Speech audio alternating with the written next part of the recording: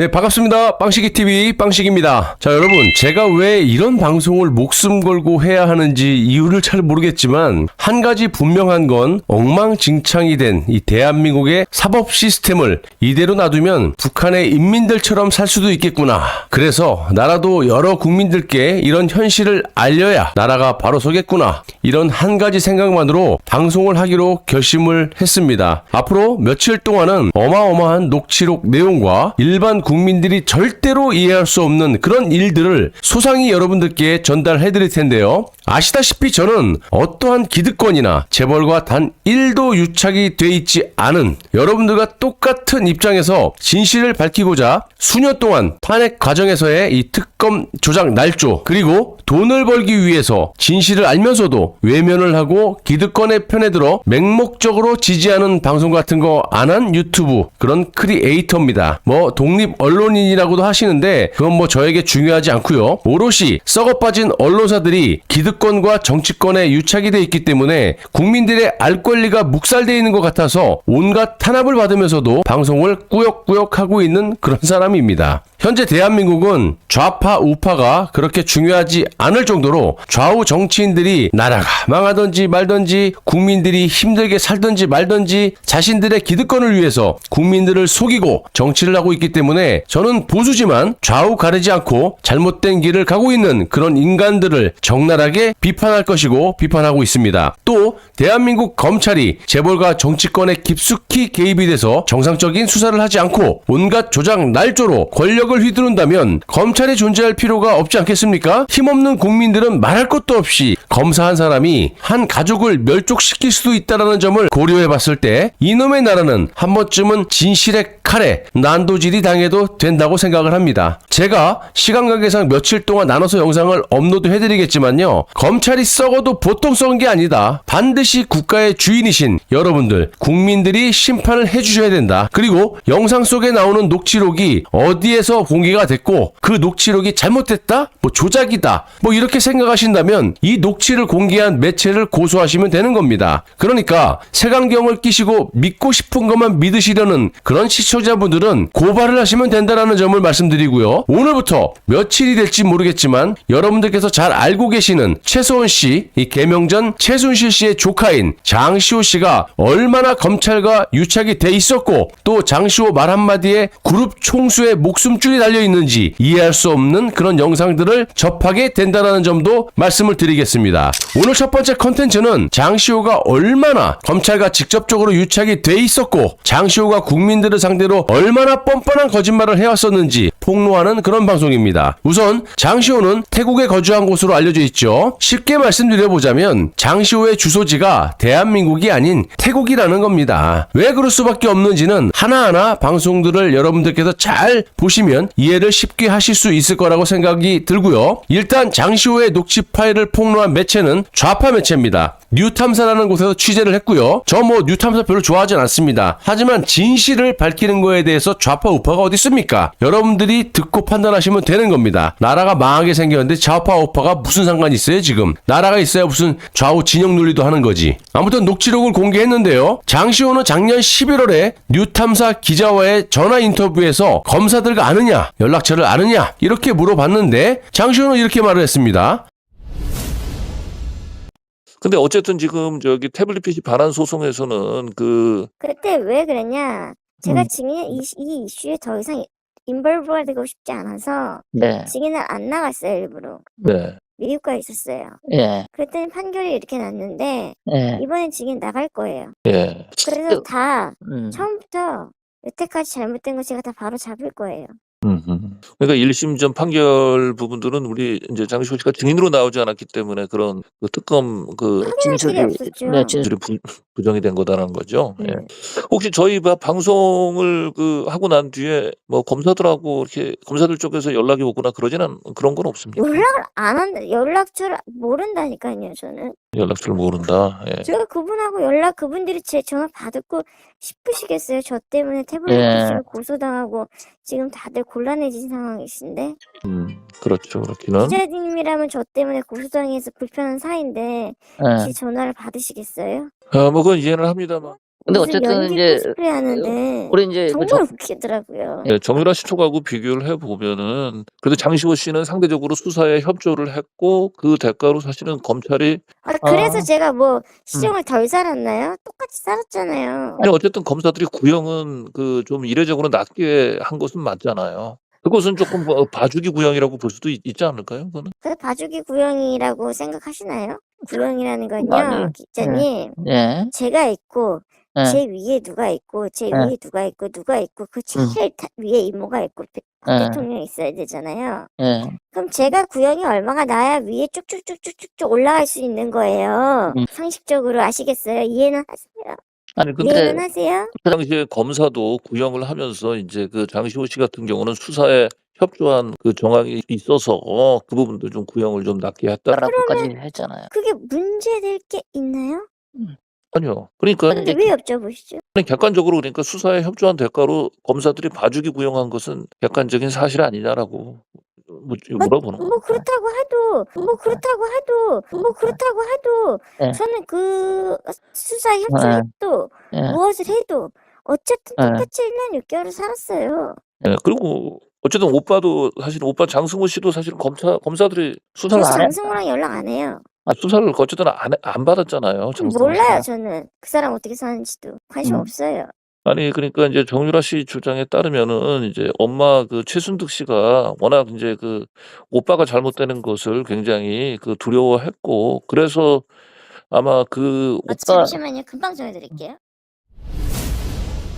일단 장시호의 첫 번째 거짓말은 마치 검사와 유착이 전혀 없었던 것처럼 연락처도 모른다? 내가 어떻게 검사들을 아느냐? 그리고 자신의 배임 등 이런 범죄 형량에 대해서 검사가 장시호를 전혀 봐주지 않고 다 살고 나온 것처럼 이야기를 하고 자빠지지 않았습니까? 그런데 실제로 장시호는 김영철이라는 검사와 불륜 관계로 알려져 있었는데 앞으로 이제 들어보시는 녹취록과 영상을 보시면 불륜 관계임이 명확하다. 이걸 아실 수가 있을 겁니다. 뭐 아시다시피 예전에 뭐 스케이트 선수인가요? 김동성과 불륜 관계도 있었고 이번에는 검사와 불륜. 야, 이건 뭐 장시호가 뭐 어디가 이렇게 이쁘고 좋아서인지 이렇게 그래도 이놈의 집구석은 게 불륜 소리 이렇게 많습니까? 아무튼 뭐 그건 비본질이라고 보고 김영철이라는 검사와도 불륜 관계로 알려져 있고요. 이 검사가 장시호에게 위중교사를 시킨 정황도 나중에 알려드리겠지만 질문과 답을 줄줄이 외우도록 시키고 또 장시호는 그걸 외웠다고도 실토를 했습니다. 아무튼 이 김영철 검사와 장시호는 1년 6월에 집행유예 2년을 선고받을 것을 이미 알고 있었고 그런데 판사가 이걸 엎어치기 위해서 2년 6개월을 때리면서 법정 구속을 시켜버린 겁니다. 여러분들도 아시겠지만 검찰이 실제 구형을 높게 때리고 선고는 그보다 낮게 나오지 않습니까? 그런데 장시호의 죄질을 판사는 1년 6월 가지고는 안 된다. 이렇게 판단하고 법정 구속을 시켰던 겁니다. 뭐 나중에 나오지만 김영철 검사와 장시호가 나중에 난리가 납니다. 왜? 지네들이 이렇게 짜고 치는 고스톱을 해가지고 판사가 1년 6월 2년의 집행유예를 내릴 거다. 이렇게 이제 빠져나올 궁리를 다 하고 이렇게 입맞춤을 했는데 막상 법정에서 엎어치기가 돼갖고 1년을 더 판사가 2년 6개월 이렇게 때려버리니까 그리고 또 법정 구속이 돼버리니까 울고불고 난리가 난 거예요. 제가 수년 동안 박근혜 대통령 탄핵의 진실을 방송하면서 수차례 말씀드렸던 내용 아닙니까? 장시호가 자신의 배임, 횡령, 범죄에 대한 형량을 줄이기 위해서 당시 특검의 검사들과 내통질, 협조를 해서 감형을 받은 것이다. 이게 지금 터진 거라고 보시면 돼요. 플러스로 나중에 다른 영상에 다루겠지만 삼성의 이재용 당시 부회장의 어떠한 약점을 장시호가 뭐 알고 있었던 상태 이걸 가지고 검사와 또 딜을 친 정황들도 나오니까 단 한 편의 영상도 놓치지 마시고 시청을 부탁드리겠습니다. 다시 돌아가서 좀 전에 녹취록을 들어보셔서 느끼셨겠지만 내가 수사에 협조를 했어도 형을 살긴 살지 않았느냐 이러면서 이때까지만 해도 장시호가 특검의 검사들 아니 나중에 아시겠지만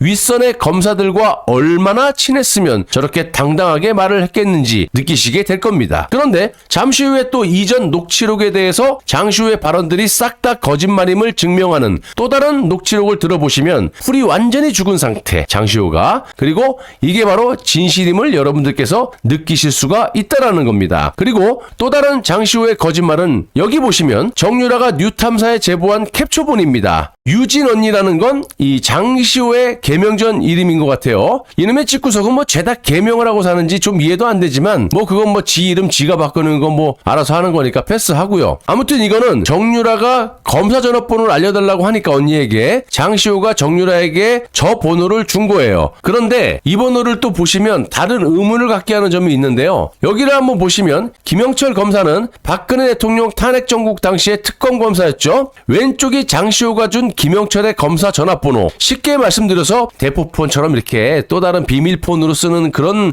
개인 번호라고 보시면 될 듯 보여지고요. 오른쪽에 있는 번호가 지금도 사용하는 김영철 검사의 전화번호입니다. 왼쪽 거는 그러니까 현재 없어진 번호죠. 뭔가 캥기는 게 있으니까 쓰다 말다. 오른쪽 건 이제 본인이 쓰고 있는 아직까지 살려져 있는 번호라고 보시면 돼요. 자, 그럼 지금부터 장시호가 명백하게 거짓말하고 있다라는 또 다른 녹취록을 들어보실 텐데요. 여기서 김스타라고 나오는 이름이 있는데 그 주인공은 바로 장시호와 불륜관계 검사인 김명철이니까 이 점도 참고하시고요. 시간 관계상 여러 컨텐츠로 나눠서 방송을 하겠지만요. 불륜을 저지른 이 김영철이라는 검사가 장시호와 어떤 관계인지 또 어떤 수사를 하고 있었는지 또 김스타 즉 김영철 검사가 장시호와 어떤 엄청난 거래를 하고 있었는지 장시간에 걸쳐서 아주 충격적인 내용들을 여러분들께서 시청하시게 될 겁니다. 이번만큼은 좌우를 떠나서 국민들이 얼마나 무서운지를 반드시 좀 보여주시기를 바랍니다. 어머, 텔레파시 나 지금 전화기 들 참이었는데. 난 너의 휴가를 방해하고 싶지 않아서 전화를 안 해. 너 전화 안 한 게 방해됐어. 걱정돼가지고. 내가 카톡을 쭉 올라가 보니까 응. 김스타 얘기도 나오더만. 그게 무슨 말이야? 김스타 방을 가 잡아줬잖아. 나 그 얘기는 일절 들은 게 없는데 그 얘기가 왜 나와? 내가 방 잡아주면서 그때 누구냐고 물어봐서 내가 어. 오빠라고 얘기한 것 같아. 너 그때 분명히 중요한 손님이라 그랬어. 그래서 나도 빨리 가고 그렇게 얘기했는데 너 헛갈리는 거 같아. 일단 이 방을 잡아준 사람의 이름은 밝힐 수 없다라고 합니다. 다만 연예인 마약 사건의 연루가 됐던 스타급은 아니지만 이름만 대면 알 수 있을 정도의 연예인이라고 하는데 이 사람이 이 장시호와 김영철 검사가 은밀한 만남을 가질 때 방을 잡아줬다라고 하는데 방을 잡아준 이 땡땡 연예인 땡땡에게 뭐 검사라고 말하기가 좀 그러니까 장시호 입장에서 오빠라고 한 것 같아. 지같이 실토를 했지 않습니까? 이렇게 장시호가 당시 보안에 신경을 썼다라는 거. 이것도 김영철 검사 돈으로 방을 잡은 게 아니니까 대가성 즉 청탁금지법 위반의 소지가 있다라고도 하는데 이 점도 참고하시기 바랍니다. 자, 여기서부터 장시호가 검사들을 알고 지냈다는 증거가 될 수밖에 없는 녹취록인데요. 여기서 나오는 또 JY라고 하는 그런 인물, 이거는 삼성 이재용 회장을 말하는 겁니다. 이게 2020년 9월 달이니까 이때는 한창 이재용 삼성 부회장이 1심이 끝나고 항소심 진행 중일 당시 녹취록입니다. 여기에는 여러분들도 잘 아시는 강백신 검사도 등장을 하죠. 한번 또 들어보시죠. 나 되게 진심인데 방송이 하고 싶더라. 너? 응, 나 되게 진심으로 생각해. 유튜브에. 아이, 지금은 아니고. 언제? 꼬부랑 할머니 돼서? 형사 이거 민사 좀 끝나고 김스타가 이거 좀 해결해주고 오빠가 기도 위에서 해준다니까 좀 기다렸다가 오빠가 지금 JY 재판 공파 기일이 잡혀가지고 정신이 하나도 없대. 강백신 선수가 그걸 들고 있는데 강백신이가 지금 앵무새 공판으로 같이 들어가서 그걸 자기가 지금 시효를 기소유예 해야 말을 할 수 있는 입장이 못 된대. 오빠 나 민사 10월 22일에 잡혔다고 추석까지. 나 잡혔어? 바로 잡혔어. 오빠네도 기소유예 안 해주면 나 또 민사로 끌고 결국 형사로 가야 된다고. 강백신 선수가 갖고 있다, 강프로가 갖고 있다가 뭐 자기네들이 지금 JY 부서로 옮겨갖고 다른 데로 가서 그 서류가 어딘지 찾아야 되고. 저쪽 뭐 얘기하더라고. 아, 너도 진짜 항상 방송 너무 괴롭힌다. 그러니까 우리는 안 재봐 또 그랬지. 우리는 안 재봐 또 그랬지. 우리는 안 재봐 또 그랬지. 뭐야 그 목소리는? 어? 아니 여보세요, 내일 모레 재판 공판 기일이라고 말씀드렸잖아요. 아 진짜? 아니 재화이고 나발이고 아니 재화이고 나발이고 아니 재화이고 나발이고 제이와이고 나발이고는 아니지. 나라에 지금 중대사한 일이. 안 그러니? 모르겠고. 너 코드를 언제 올 거야? 나 25일에 뺄 건데 또 이질하고 있었죠. 오 마이 갓. 오쿠도 가면 뭐해? 그 흡연방밖에 더 가냐며. 아니야. 야, 25일이면 곧이야.